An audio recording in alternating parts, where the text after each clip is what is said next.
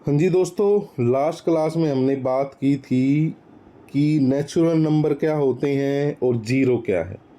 आज हम बात करेंगे इंटीजर नंबर्स के बारे में। किसके? आज हम बात करेंगे इंटीजर। उम्मीद है आपने लास्ट क्लास देखी होगी, अगर नहीं देखी हो तो इससे पहले देखें। हमने इस चैप्टर के पूरे की पॉइंट्स के बारे में बात की है, ठीक है? तो हम उसके बारे में बात करेंगे, ठीक है?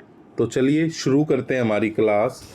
तो सबसे पहले मैं आपको एक एग्जांपल दूं। मैं आपसे पूछता हूं, इफ दिल्ली है temperature is 8 degree, that's easy to understand. Delhi में 18 डिग्री तापमान है, ठीक है? सर्दियों की बात कर रहा हूँ, अभी तो बहुत ज़्यादा चल रहा है, 40 प्लस है। But what if the weather report says -5 degree Celsius, how can temperature be less than zero? And here another question, suppose you have 500 in your pocket. हो सकता है आपको ये लगे अरे सर माइनस में आएगा, लेकिन मेरे दोस्तों मैं आपसे ये तब पूछ रहा हूं जब प्लस माइनस की थ्योरी नहीं थी। अब तो आप सीख जाओगे इंटीजर का मतलब, ये आपने लास्ट क्लास में अच्छे से पढ़ा होगी। इंटीजर का मतलब क्या है? इंटीजर भाई, इंटीजर में प्लस और माइनस दोनों नंबर होते हैं, यानी नंबर लाइन एक तरह से मोस्टली कंप्लीट सी हो जाती है इंटीजर से, है ना? लेकिन पहले क्या था, या जब आप 5th क्लास में थे या आप 3rd क्लास में थे, तब आप सोचते थे ये चीज़ें? नहीं।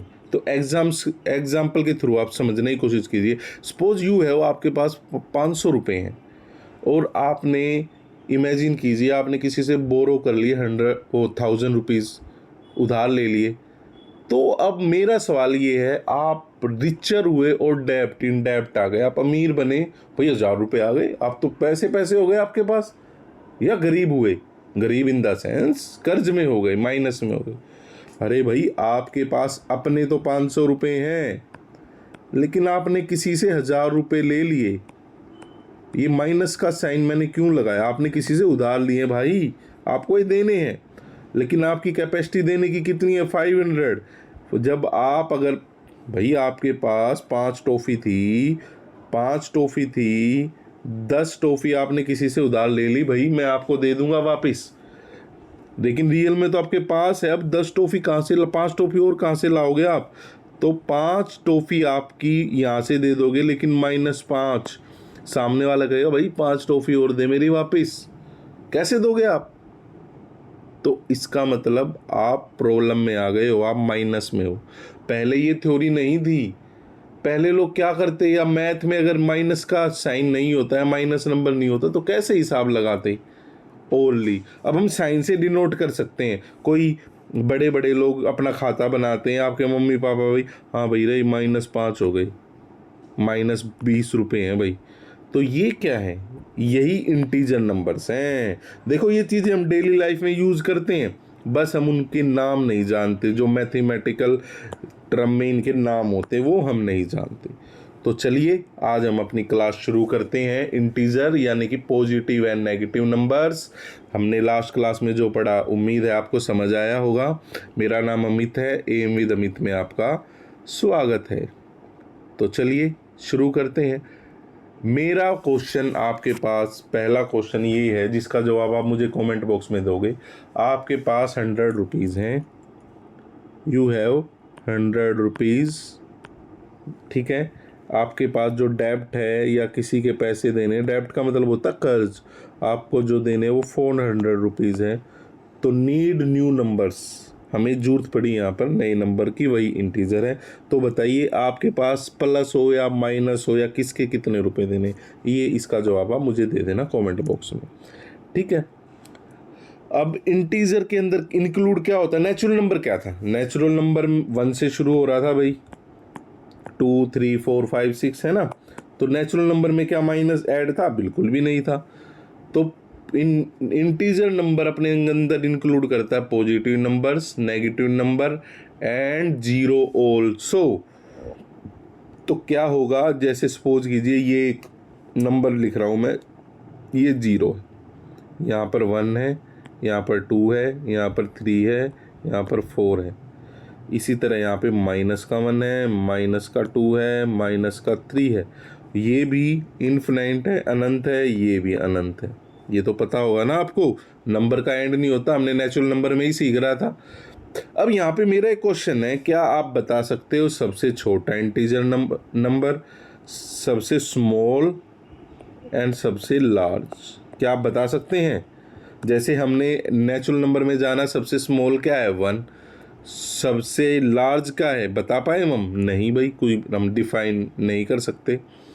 तो इसी तरह ना तो कोई स्मॉलेस्ट इंटीजर नंबर है, क्योंकि माइनस स्मॉल का मतलब क्या है, जीरो से छोटी भी। अब आप किसी बच्चे से पूछो भाई सबसे छोटा नंबर क्या होता है, बच्चा क्या कहेगा? Sir zero. अरे भाई जीरो सबसे छोटा नंबर नहीं होता, क्योंकि अभी वो इंटीजर से मिला नहीं है ना, वो इंटीजर भैया से उसका इंट्रोडक्शन कहाँ हुआ है। तो इसीलिए जीरो सबसे छोटा नंबर नहीं होता मेरे दोस्तों, माइनस में नंबर चलते चले जाते हैं। ठीक है, तो इसीलिए ना सबसे स्मॉलेस्ट नंबर है इंटीजर में, ना लार्जेस्ट नंबर है। आ गई बात समझ में? अब इंटीजर को जो है हम वो जेड से डिनोट करते हैं, एन को किससे करते, ओ नेचुरल को किससे करते थे? एन से। इंटीजर हो, ये याद रखने की बात है। एन इंटीजर को हम जेड से डिनोट करेंगे और नेचुरल नंबर को हम एन से। मैं साथ साथ लास्ट वाली क्लास भी थोड़ी थोड़ी बताता हूँ। जो इंटीजर नंबर है ना, आपने नोटिस किया, integer count forever in both direction, हम दोनों डायरेक्शन में कर सकते। अब मैं कुछ आपको एग्जांपल दे रहा हूं, आपको बताना है which of these are integer और नॉट। ओके, तो चलिए शुरू करें। लिखें, मैं लिखता हूं 5 -12 0 3.5 1/2। चलिए बताइए इसमें क्या ये इंटीजर है? बिल्कुल है, ये इंटीजर है। जेड का साइन, ये नेचुरल नंबर है, बिल्कुल है। क्या ये इंटीजर है भाई। क्या ये नेचुरल नंबर है? नहीं है। क्या ये इंटीजर है भाई। नेचुरल नंबर नहीं है। मैं दोनों साथ लेके चल रहा हूँ। क्या ये इंटीजर है? बिल्कुल भी नहीं है। यहाँ पे अब आप कहोगे सर आप तो कह रहे थे सारे नंबर आएंगे। जी नहीं, इंटीजर में भी पूरे नंबर आएंगे। पूरे नंबर मतलब प्रॉपर नंबर, ये नहीं ना पॉइंट का आएगा, ना मतलब डेसिमल आएगा, और ना फ्रैक्शन आएंगी, ये इंटीजर नंबर में नहीं आएंगे। ठीक है, तो चलिए ये था हमारा एक तरह से इंटीजर के बारे में और नेचुरल नंबर के बारे में। अब बस एक क्वेश्चन ये बनता है, नंबर लाइन पे इंटीजर नंबर किस साइड आते हैं? नेचुरल नंबर हमेशा राइट में होंगे और लेफ्ट में स्मॉलर, राइट में ग्रेटर। कौन? इंटीजर। माइनस का मतलब छोटा नंबर होता जा रहा है ना। तो ये था हमारा इसके बारे में।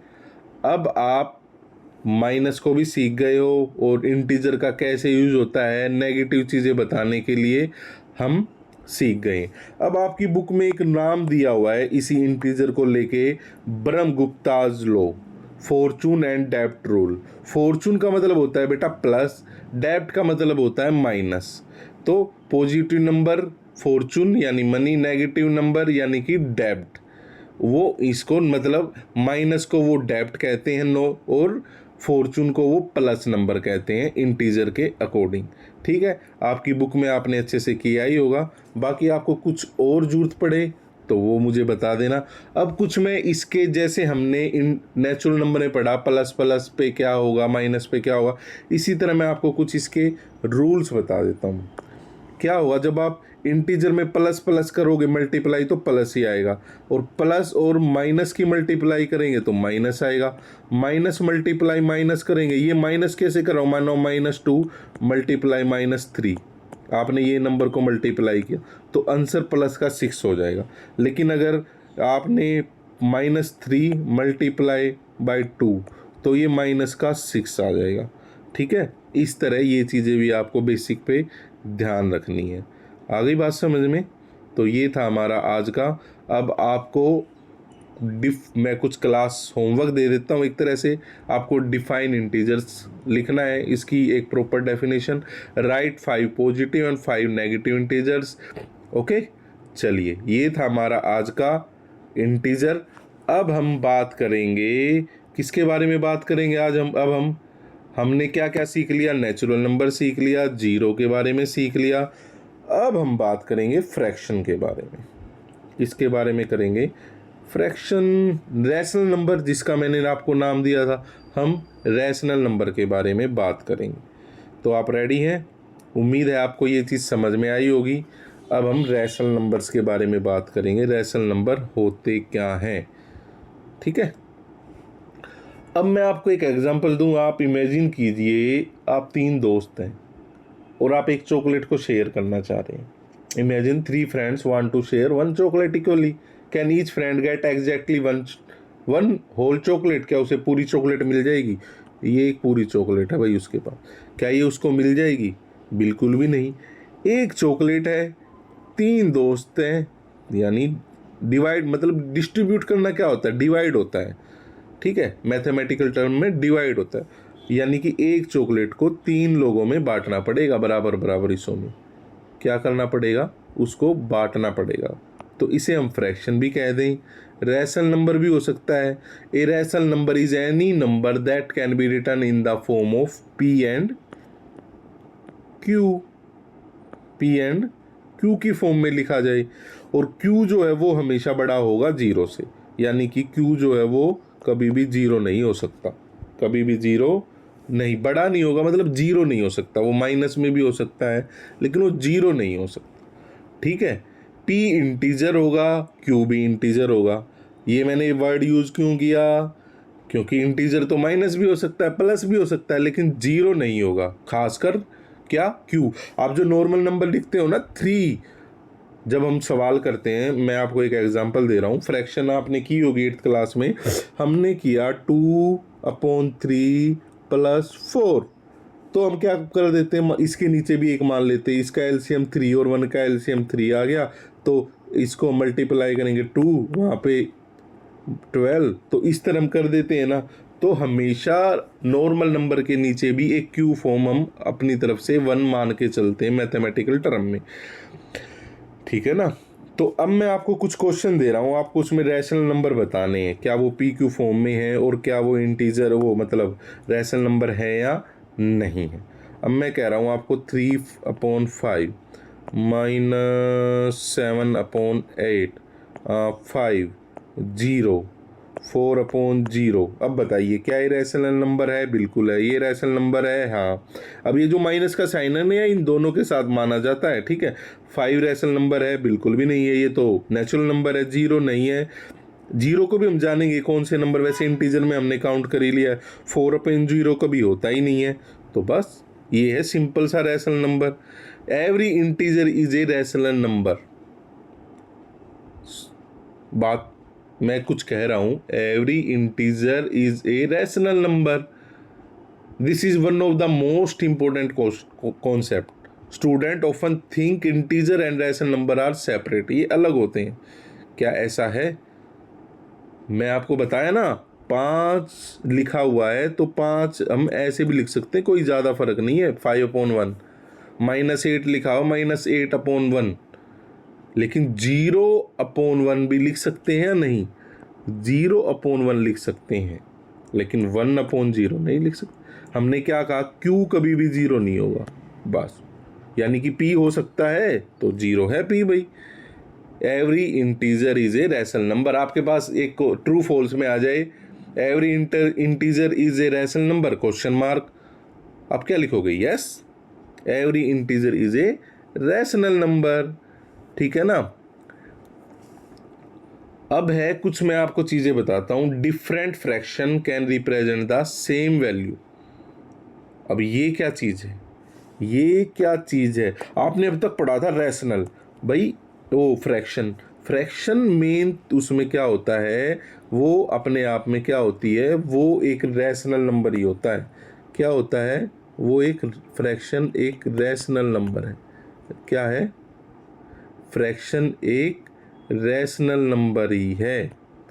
ठीक है, तो मैं इसको स्लैश करके फ्रैक्शन भी लिख दूं। क्लास समझ आ रही है ना? तो चलिए, अब मैं आपको कुछ रैशनल नंबर या फ्रैक्शन के कुछ डिफरेंट रूल बताता हूं। मल्टीप्लाई करते वक्त numerator and denominator by the same number. जब मैंने लिखा 2/3, एक तो क्या होता है फ्रैक्शन या रैशनल नंबर की एक सिंप्लीफाइड फॉर्म भी होती है। अब मैं इसी सवाल में भी आपको सिखाऊंगा। अगर आप इस पूरे नंबर को एक सेम नंबर से मल्टीप्लाई कर दें या सेम नंबर से आप डिवाइड कर दें, इसमें कोई फ़र्क नहीं माना जाएगा, वो इक्वल माना जाएगा। अब मैं एग्जांपल देता हूँ। 2/3 है, इसे मैं मल्टीप्लाई कर देता हूँ, ऊपर भी 2 से नीचे भी 2 से, तो 2 2 जा 4, 3 2 जा 6। अब आपके पास सवाल आ गया 2 3 = 4 6, क्या ये ठीक है?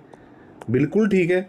आप इनमें रिलेशन बना के देखते हो, यहाँ 2 है यहाँ 4 है। मैं एक अब सवाल ही समझा रहा हूँ मैं आपको, बाकी मैंने क्लासेस इनकी एक्सरसाइज जो हैं वो अपलोड की हुई हैं, आप चैनल पे जाके देख सकते हो। एक्सरसाइज 3.1 3.2 3.3, ठीक है, मोस्टली मैंने की हुई है, आप वहाँ पे जाके सीख सकते हो। लेकिन यहाँ पे मैं थोड़ा डिटेल में बता रहा हूँ। इनमें रिलेशन देखो क्या है, 3.2 में और 4 में, इसमें 2 का रिलेशन है। ये 2 2 जा 4 है, या 4 को 2 से डिवाइड करेंगे तो आंसर 2 ही आएगा। तो जब यहाँ 2 का रिलेशन है तो नीचे भी 2 का ही रिलेशन होना चाहिए। 3 2 जा 6 है, या 6 को 2 से डिवाइड करेंगे तो 3 ही आएगा। तो यानी कि ये इक्वल है। ये सिंप्लीफाइड फॉर्म है। ये मल्टीप्लाई में कॉम्प्लिकेटेड कुछ वर्ड होता है, मुझे भी ध्यान नहीं आ रहा। तो बस अगर हम डिवाइड भी करेंगे, द वैल्यू रिमेन्स अनचेंज्ड, जो मेन वैल्यू है वो इक्वल होगी, वो इक्वल ही मानी जाएगी। ठीक है ना, वो इक्वल ही मानी जाएगी। अब मैं आपको एक क्वेश्चन दूं, एक क्वेश्चन देता हूं मैं, रुको आपको, क्योंकि देखो जितने हम एग्जाम्पल से समझेंगे ना उतने आप एक्सरसाइज में किसी की जरूरत नहीं पड़ेगी फिर आपको। मैंने कहा 4/8 r 4/8 एंड 1/2 इक्वल। बताइए भाई, क्या ये इक्वल है? इक्वल है या नहीं है? अब आप इन दोनों में रिलेशन देखो, 1 और 4 का मल्टीप्लाई 4 का रिलेशन है ना। 1 को 4 से मल्टीप्लाई करेंगे तो ये आंसर आ जाएगा, और 4 को 4 से डिवाइड करेंगे तो ये आंसर आ जाएगा।